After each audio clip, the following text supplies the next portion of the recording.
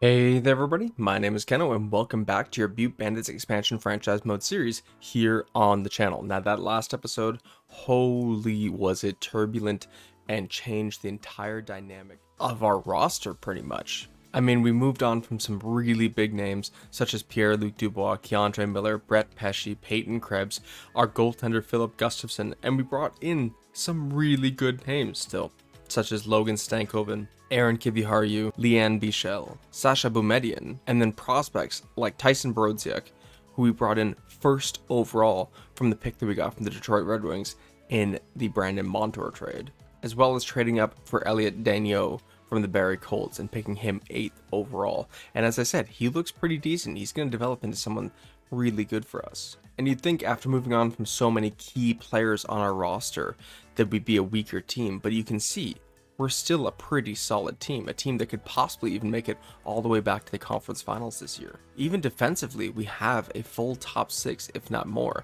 We're going to be letting go of quite a few players today, but we still have a really strong team. Now today's going to be a shorter episode because I'm just going to go through the re-sign phase and maybe a bit of free agency up to the season. Okay, I don't think we're going to do any simming in this episode just because I really want to get this team properly figured out. And it starts here with Brock Boeser. Now, Brock Boeser has played 3 seasons with your Butte Bandits, averaging around 30 to 40 goals a season, okay? He had his lowest goal output in this most recent season with only 32 goals. And when you can say only 32 goals, that's a pretty good thing to be able to do. But last year, 42 goals, 39 assists, 81 points. Brock Boeser has been a stud for us since bringing him on. Much better than he did with the Vancouver Canucks pretty much ever. So now the question lies, do we bring back Brock Boeser when we have our team growing and kind of changing as it is? We've kind of taken a major step toward youth. I mean, Noah Cates and Connor Garland are a bit of a different story because I just didn't feel the need to trade them. They're 4th liners. It is what it is. But with Brock Boeser, he's going to be a top 6 option. Now he's looking for a long-term contract at a decent amount for a guy who's putting up roughly point per game numbers. But I'm not sure I want to give him that long of a term. Honestly, I'm really struggling with the idea of it. I don't want to move on from Brock Boeser. He has been a staple of our series, but so was Brett Pesce, so was Keandre Miller, so was Pierre-Luc Dubois after we acquired him for Sam Reinhart. Brock Boeser's really the only one of that original era who's kind of left aside from Sam Girard, and I'm not sure if I want to move on from him yet. I would have no problem giving him a 3-year, $6.5 million contract, or even a 2-year, $6.5 million contract. But if I'm thinking it from his standpoint, he's 30 years old, he's just had 3 amazing years with a up-and-coming team, and really set his career on a different trajectory. And if I were him, I'd be looking for term. But I just don't feel comfortable giving Brock Boeser that term. I'm a little nervous about the commitment of it. Now, when it comes to right wingers in general, we are a little weak on that side. We have Brock Boeser, as I said, Connor Garland's probably a fourth, maybe 3rd liner. We have Igor Sokolov, who did very well in a limited role last season, but we have the likes of Consta Hellenius, Max Swanson, Ryder Ritchie on the way. Jacob Perreault is kind of he's in a career AHLer for us, but with Consta Hellenius, Max Swanson, and Ryder Ritchie destined to make the NHL in about 2 to 3 years, you see how it maybe puts a bit of a stress on Brock Boeser. Now, the good thing is that both Swanson and Ritchie can play dual positions. They can both play left wing for Swanson and center for Ritchie, whereas Brock Boeser can only be right wing. But I still don't feel comfortable giving him 6 years. It just doesn't sit right with me. So I'm going to wait. I'm going to leave him for last. I'm going to get everyone else dealt with first. So I like Talon Boyko. I'm going to bring him back for 2 years at $800,000 a year. Our former 3rd round pick from 2 drafts ago, Leonardo Rousseau, our high elite goaltending prospect, now 19 years old, is looking stellar. 44 wins in 68 games played with a .263 goals against average, .919 save percentage, and 9 shutouts.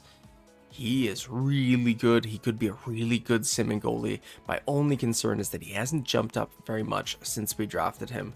So I'm a little nervous about if he'll make it, considering how slow he is developing. It's really going to depend on how this offseason goes. If he jumps up into the 70s after this offseason completes, then I have some hope for him. If he's even close, like a 69, then I have hope for him. If not, I might be a little concerned about his progression. But either way, he needs his ELC, and we're going to hand it to him. 3 years, $1 million a year. Moving on to defenders. It is unfortunate, but we are going to moving on from Tyler Myers. He had 50 points in 82 games as a defender down with the Burnaby Aces, and 21 in 82 in the one season he did play with us, the Butte Bandits. But he's now 37. He's still somehow retaining his stats, but I won't have a space for him, and I don't want to pay him a couple $1 million to play in the minors. Now we do have $56.9 million to spare, so on second thought, I'm going to wait it out on both Alexiak and Myers because having them as depth isn't a problem. Simon Edvinsson, though, does need a contract. He did do decently in his 3 years with the Detroit Red Wings, averaging around 20 to 30 points a season. Actually, that last season with the Red Wings, he put up 30 points with 12 goals. This season, though, with your Butte Bandits, he fell off. He wasn't putting up shots. He wasn't really generating anything. Now, he was off the power play and he was getting limited minutes. He was a little upset about that too. So this hope for this next season is to get him more ice time and see if he can develop. But he does need a contract. And he's not looking for a whole lot. I wouldn't mind getting him signed up a little long term. I want to see what everyone else is currently at for contract term. So the longest contract currently on the team is Barrett Hayton's at another 6 years, including this coming season. And I could easily give Simon Edvinsson 6 years and maybe $5.25 million. And if he develops, that would be a steal. I mean, he's 24 right now. He could really become something. I'm still nervous about giving out that term. I wouldn't mind giving him 4 years and maybe $4.5 million or $4.75 million a year. I'm going to lowball him at first. We're going to do 4 years at 4.65. Again, we have the money to go higher. There's no problem in going higher. I wouldn't even mind giving him 4 years at 5.1 million, but we do have contracts coming up that we need to sign with Cooper Appleby and Dominic Pruka. And honestly, I'm still just too nervous about the term. So 4 years, $4.675 million a year. If he accepts that, that'll be great. If not, we'll go back to the drawing board and see what we can figure out. But that's the first contract we've now handed out in this re-sign phase because I keep going back on my word. Josh Maniscalco did good for us, but we are going to let him go. We are going to bring back Kevin Ball because that AHL team did very good with Ball and Myers and Dermott. So we're going to bring back both Ball and Dermott with 1 year, $850,000 deals. That's pretty easy. We are going to sign Tyson Brodziak to his ELC because why the hell not? Kallio Delius is a player that I've been waiting to become an NHLer. Not sure if it's going to happen at this point, but he is still just 23 years old, so there's still hope. He's right on the cusp of it. We're going to give him 2 years, $875,000. We're going to let go of Maxime Leeson because I'm not sure if he'll pan out for us. He's 20 years old, 69 overall at a medium top 6 defender. So I think he'll probably make it to like a 60 or 76, 77. I don't think he'll make it to a place where we can use him. So I'm going to let him go. And that's going to be it for, we're going to sign Verkunen. I said it so fast that I said it wrong. We're going to release Holland, though, and Nabokov, and that is it for defenders needing contracts aside from Alexiak and Myers, because I still need to figure out what I want to do with them. Alexiak's looking for $3 million. Again, we kind of have the cap space. In fact, we actually went up in cap space from 56.9 to 57.05. So, you know what? Right off the bat, Alexiak and Myers, 1 year, matching $3 million deals. If they want to come back for that, that eats up $6 million of this massive cap we have. I don't think there's going to be anybody available in the free agency that is going to tip my hat the other way. And if there is, we'll just send these guys off in a package deal somewhere else. Now to the forwards, we know that Brock Boeser, we're going to wait on him and giving him a contract. Michael Rasmussen was decent for us with 17 goals, 7 assists, and 24 points in a limited fourth line role with no power play time. I mean, with the Detroit Red Wings, he was on the cusp of back-to-back 30-goal seasons with 26 goals in both the 25 and 26 seasons. I don't think we're going to get him there, especially with how loaded our lineup is currently. I unfortunately think this is going to be the first piece of the Brandon Montour trade we let go. But you know what? Again, I don't really want to give him up for nothing. We have to see where the team stands this year. And I mean, having Rasmussen, Garland, and Cates as our fourth line, there's nothing wrong with that. So we're going to bring back Michael Rasmussen on a 1 year, $3 million deal. I probably won't let many people go. Scott Lawton is going to go. William Carrier is also going to go. And so is Yakov Trenin.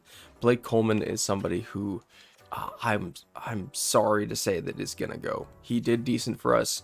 We have too many other players. We're gonna let him go, and he didn't want to resign anyways. Taylor Hall, we just got in the Dallas trade, so I mean he did well playing for the Dallas Stars last season. 46 points as a 35-year-old, and his individual attributes are pretty decent. He just can't play defensively pretty much at all. He's also looking for league men, so you know what? We're gonna give him a 1-year, $1 million deal as a 2-way contract and see if he accepts that. I don't know if there's going to be anybody available, but we are going to sign Josiah Bahinski to his ELC. He is our 13th overall pick from not this most recent draft, but the year before. He could still develop. Definitely, he's only 19 years old, but I'm a little nervous about how his attributes are looking. I mean, my go-to jumping off point is usually if a player has a lower offensive awareness than they do puck skills at a younger age. So right now he has 84 offensive awareness and 85 puck skills. They generally tend to, as I call them, stunt, and they don't end up developing that offensive awareness as much as I want them to. And in this game, for forwards and especially defenders, offensive awareness is a very key factor. Sometimes you'll see that a player has like 95 puck skills in passing and like 82 offensive awareness, and he can put up points, and I don't understand how that works. Maybe it's more that he's acting as a complementary player on a good line, but I just think that when I see a player with stunted offensive awareness, I generally trade them away. I don't want to do that right away with Josiah Bahinski. I want to give him about 1 to 2 years in the AHL, maybe even the NHL, depending on how he develops.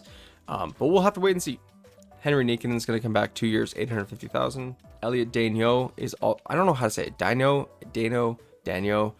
You guys let me know in the comments down below. Also, if you're enjoying this video, please leave a like down below and let me know what type of content you want to see more of. I'm always open to different suggestions. Again, as I said, and I'll keep repeating this, these 3 series, the Butte Bandits, Montreal Canadiens, and Toronto Maple Leafs series, are going to be ending in about the 1st to 2nd week of March, probably with the new series coming out on the March break for Canadians, which is around March 12th, March 13th area there. So I'm going to be going into win now mode. I know it doesn't make sense with how many prospects we picked up, but it's going to make sense soon with some of the trades we might be making. So again, back to the game, back to this franchise mode. I'm going to sign Elliot Daigneault to his ELC at 3 years, $1 million a year. We are going to bring back Maverick Bourque, 2 years, $875,000. This Crowder we're going to let go of. He was just a waiver pickup. He did decently, but he was a big liability defensively. Andrew Cristal we picked up in the Aaron Kiviharju trade, and I wouldn't mind giving him a bit of term. I know that sometimes that can stunt a player as well, like not have them develop, but I hope that this works out, especially if we use him in a key role. I mean, it's not like we need him to develop. That's not it. Aaron Kiviharju was the main piece of that trade, but if we can get 2 utilizable NHL players out of that trade, that would be great. We also have to remember we have Maxwell Ellison. As you can see, he is a player that I would consider stunted. 75 offensive awareness, 80 puck skills and passing. I don't think he's going to develop too much more, but his shot has developed a lot. He put up 18 goals this year with the big league team, 50 goals just 2 years ago with the Burnaby Aces. So there is definitely a possibility that he could still be a utilizable player for us, and he's only 21 years old, so we'll have to see what happens there. Quincy Guerin, actually, it's funny, Quincy Guerin is almost more developed than Maxwell Ellison. Maybe it's because he didn't jump into the AHL right away and got to develop in his proper league. We're going to give him an NHL contract, see if he can develop as well as Maxwell Ellison. That's like a little bit of a test, a little bit of a fun thing. But aside from that, I don't think we have any other contracts to hand out, so I'm going to sim through this day and we're going to see who comes back. So Taylor Hall does accept, and it was a bit of a curveball. I didn't expect to keep him with the team, but it'll be good to have some AHL, some veteran scoring in the AHL team, and maybe a veteran scorer to call up if we need to. Edvinsson does take that 4-year deal, so that's good news. Michael Rasmussen has accepted his 1-year, $3 million deal. Kevin Ball is back. Travis Dermott is back. Tyler Myers accepts the 1-year, $3 million deal. Jamie Alexiak didn't, though. He wants to win now. He doesn't think the team is in a position to do that, so maybe more money will change his mind. I don't mind doing that. Henry Niikanen does resign, though. Maverick Bourque as well. Josiah Bahinski takes his ELC. So does Leonardo Rousseau, Quincy Guerin, Tuukka Virkkunen, Elliot Daigneault, and Talon Boko is back as our third goalie. Andrew Cristal accepts that 3-year deal. Kallio Delius accepts his extension. Tyson Borodziak, our former first overall pick, is now signed with the Butte Bandits, and that is all of them. I forgot how many players we offered contracts to there, but now we have 4 spaces left and $49 million in cap space. So if there is big players available, we'll do it. Right now there isn't, and you know what? I'm gonna bring back JB Alexiak just for 1 year, $3.5 million. I think you'll accept that. I need to be able to kill some cap. I think that's the place to do it. But now it's just a matter of Brock Boeser. I mean, we're gonna sim this day here. Jamie Alexiak does resign, so now we have $46.35 million in cap space and 1 player outstanding. And I am looking at who is available to sign.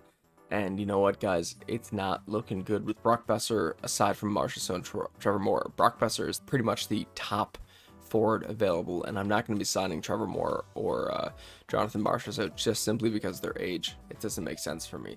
There is players like Joel Farabee and Joe Veleno, Eric Braunstrom as well, but we don't need a defender.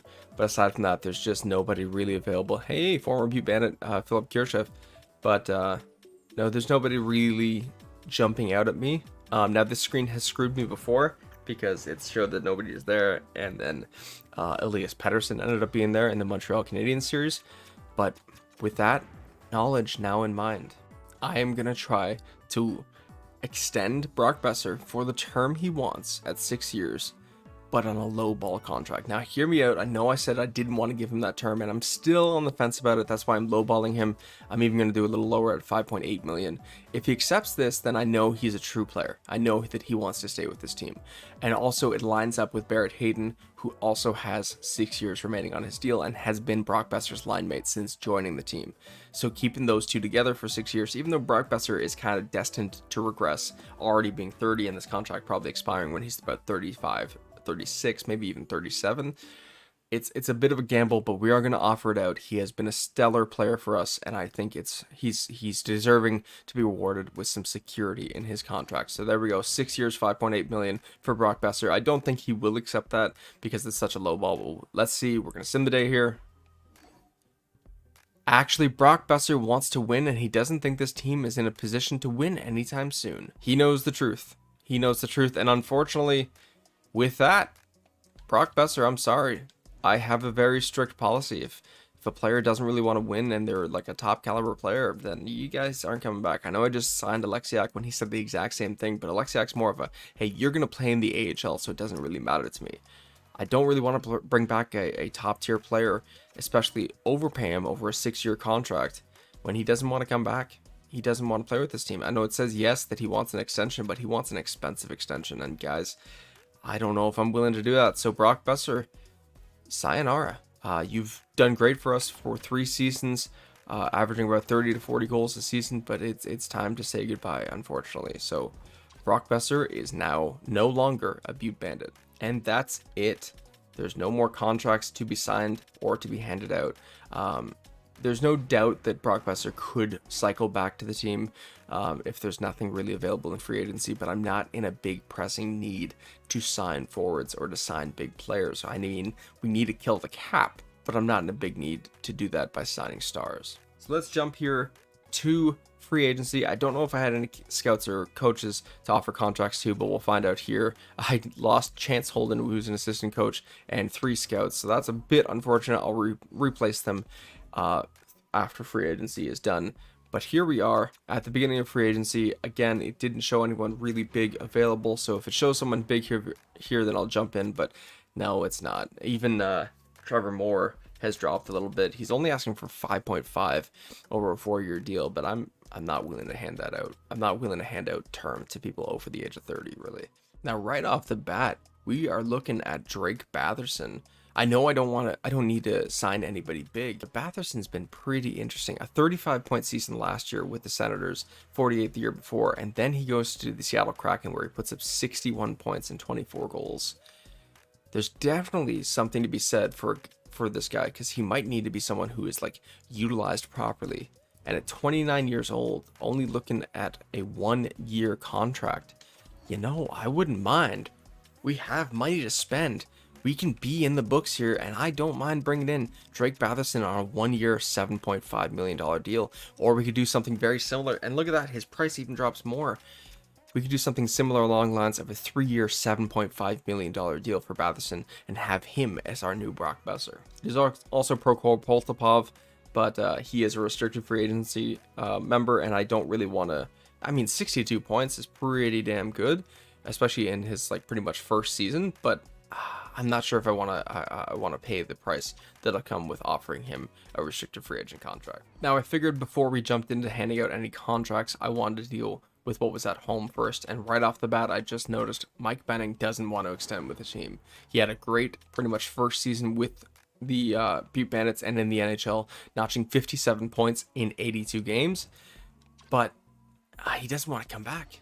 And he's looking for $9 million as well, and that number only goes up if you give him terms. So with Mike Benning, we're just going to have to wait it out and see if he wants to extend through the season. He is an unrestricted free agent, so it's going to be expensive to sign him. When it comes to Cooper Appleby, he wants 5 years. I would actually not mind giving him that. That will line up with Barrett Hayden's contract, and we can go a little cheaper here. 5 years, $9.75 million for a guy who's just notched his first 50-goal season in his second season in the NHL. That seems pretty good. I mean, we could try to give him 8 years, but that price goes so high. We have cap to spare right now, but maybe not in the future. We're going to give him 5 years, $9.5 million a year. He should accept that. Dominic Perkin needs an extension, and if I'm not mistaken, he just had a 30-goal season. He's not looking for anything. So if we can get him here to like 5 years, $5.25 million a year, that would be a steal for Appleby's line mate. When it comes to Logan Stankoven, he needs a contract, but you know what? I'm just not willing to give him a lot of money yet until I see what he can really do for our team. So we're going to wait on him, and I think we're going to wait on everyone else. Maybe Axel Sandin Pellikka gets a contract, but he's looking for a lot too, and I want to see some big jumps out of him. Hrabal and Augustine need contracts, and they're not looking for a lot. I'm going to give them 2 years, 1.5 for Hrabal, and 2 years, 1.5 for Augustine. That would be beautiful if they both accept that. And with that said, I'm looking to bring in Drake Batherson. I'm not going to do the 3-year contract. I'm just going to do 1 year, $7.5 million to try and eat up some cap space. And here we are. I didn't even look here. I looked at the defense. I looked at the forwards. I completely forgot about the goaltending category, and it is stacked with the top 4 of Jeremy Swayman, Andrei Vasilevsky, Pyotr Kochetkov, and Jake Ottinger. Now, Jake Ottinger had a pretty rocky season, probably about the same as Philip Gustafsson, so I'm probably going to stay away from him. Even though I do love Ottinger, I'm probably going to stay away from him. Kochetkov, on the other hand, a .908 save percentage, 3 shutouts, 23 wins in 56 games. And since simulation started, he's gone to a full-time NHL starter with the Carolina Hurricanes. And in this season alone, the 24-25 season, he had 32 wins and 6 shutouts for a .905 save percentage through 60 games. He might be the pick. Vasilevsky is on the wrong side of 30 for me. He's not looking for too much, and he had a pretty decent season, but he's just been about the same caliber as Philip Gustafsson, and I'm looking for solid. And that's where Jeremy Swayman comes in. 35 wins in 52 games played, .913 save percentage, .283 goals against average, and 3 shutouts. And he has been good. That was his first season as a true bona fide starter with the Boston Bruins, and he knocked it out of the park. And now he's gone to unrestricted free agency, looking for just under $10 million on a long-term contract. But look at this. If we drop it down to 6 years, we can probably get him to 6 years, $9 million a year. And for him, he's 28. I wouldn't mind giving him that term. And if we absolutely have to, we move on from him after year 3 or 4. Now, I know you might be considering, why am I bringing in Swayman when we have Hrabal, Augustine, Eric Olson, and players coming up? Swayman is the bona fide winner.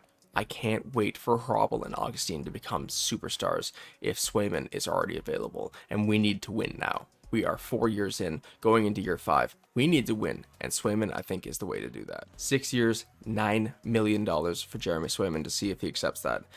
Now, I'm also really tempted to bring in Pyotr Kochetkov and just relegate Hrabal and Augustine to the minors and see if we need them for a third goaltender or in case of any rocky goaltending from Kochetkov and Swayman, but I feel like that would be too much. I feel like that would be way too much. And you know, with these 2 contracts handed out, I don't think we're going to make the cap floor. I need to sign at least, I think, 2 more players to big contracts. I'm going to find them via the veteran page. You know, I just want to sign a big name, and right here, Phil the Thrill, I love him. 1 year, 19 million.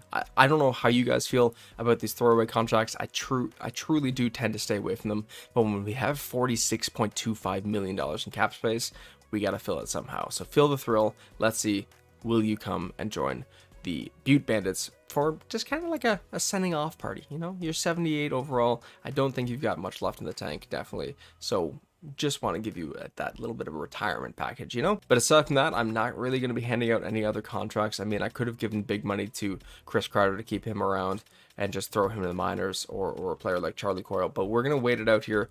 We're going to sim ahead and see where we're standing. I'm not actually going to go to the regular season here because I'm actually running out of time for recording. So we're going to sim through here. I'm not going to be accepting any trades right now. You guys let me know in the comments what you want to see happen with this team. If you think there's players that need to be acquired or traded away. If you also want to see like a league walkthrough, we're 4 years into it, going into year 5, want to see how the changes have made, you guys let me know in the comments down below. But let's see, do we get these signings? So Trey Augustine does extend. Phil Kessel extends or signs with our team for $19 million over a 1-year deal. So there's your retirement contract right there. Michael Hrabel does extend with the team, so that's pretty good steals right there for us. And now the big names that we're waiting on. Let's see. Jeremy Swayman accepts. He is now a Butte Bandit for the next 6 years.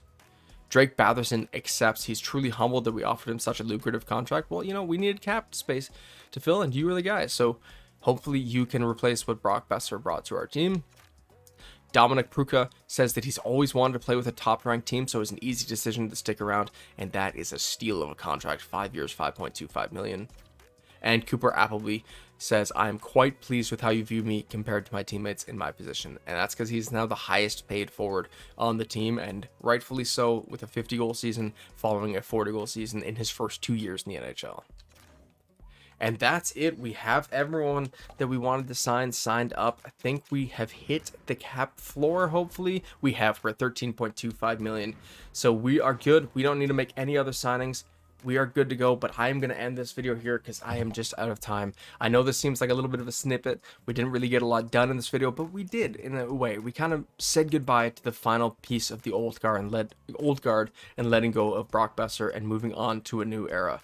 And I'm excited for this new era, okay? This is going to be a big thing for this team. But thank you guys so much for joining me. In the next episode, I'll already be at the beginning of the season with the team set up, so we won't have to waste time on that in the next video. But thank you guys so much for joining me. This has been a blast, and I'll see you guys as we go through our 5th season with the Butte Bandits.